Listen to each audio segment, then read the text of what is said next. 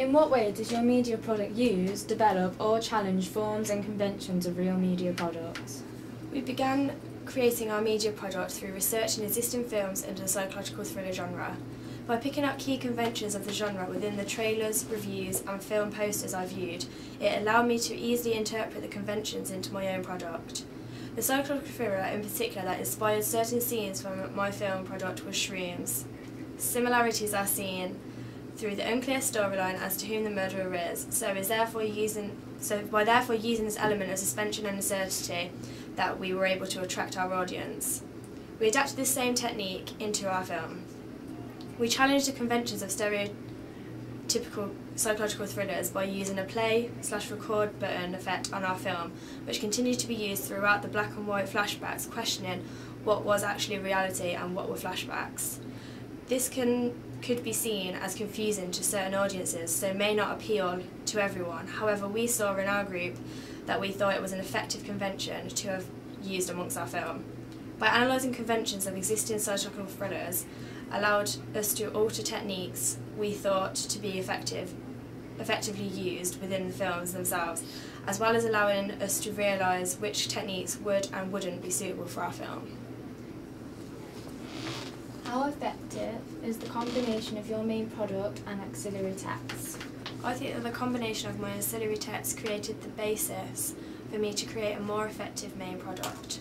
By making sure that within the imagery used in my film poster and review, that my protagonists always left a sense of mystery to the audience. That way, it would keep in close connection to the element of mystery within the film. The image used in my film poster was of a very close proximity to the poster used in the human centipede. However, I varied my image by using just one protagonist instead of three, showing that effectively, however much doubt and question there is as to who the killer is, there still only is one. I made the image merely through fixing tracing paper to a window, allowing the light to shine through it, and made the eerie effect of splattered blood with red ink. I made it look professional as possible by giving it an age rating and recognised the producers and their previous films. My review enhanced the tone made by the poster by going into further detail on the film's take-ins, actresses and storylines of the film. These ancillary texts seemed to build up the foundation for my film, which I believe was a good depiction of a stereotypical psychological thriller. Yet we did clearly add our own personal techniques to the film. The way in which our film differentiated from the typical genre is through the use of the play and record technique, which makes the film look like it was filmed by the killer. We effectively used eerie and supernatural sound and music soundtracks throughout the film, featuring such sounds as lightning. This allowed us to stick to the usual conventions of the genre and kept the audience on edge, which I think made for a very effective technique within our film. As a group, we initially tried to establish the expectations of our audience through a questionnaire, where we asked what kind of things they enjoyed and would expect to see within a psychological thriller. We used this to try and establish as much as possible what our audience wanted to see. Then, to receive feedback of the finishing product, I asked several of my media peers their thoughts on the finished product. First, I asked Luke Harris for his thoughts on the final product. He said, "I think as a group you've done an excellent job of constructing the events in your film. Like the sequences of the deaths and flashbacks really made you question who the murderer actually was." I also asked Tom Brown's opinion on our film, and he said, "The editing on the film, like the play and record buttons, makes a really effective twist to the genre of the film."